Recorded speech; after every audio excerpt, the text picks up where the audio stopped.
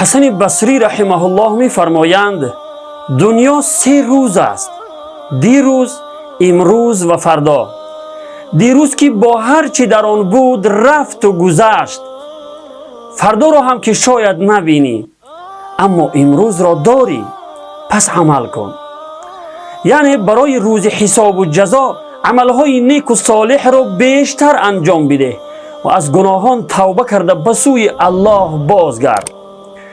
فرصت امروز را به فردا نگذار، چون که فردا شاید نباشی.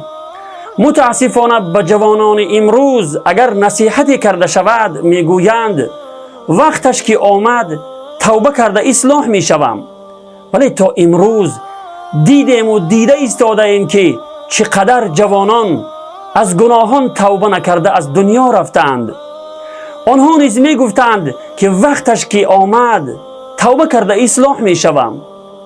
برادر و خواهر عزیزم، این نصیحت ها از در و یاقوت و مروارید هم با ارزشتر است.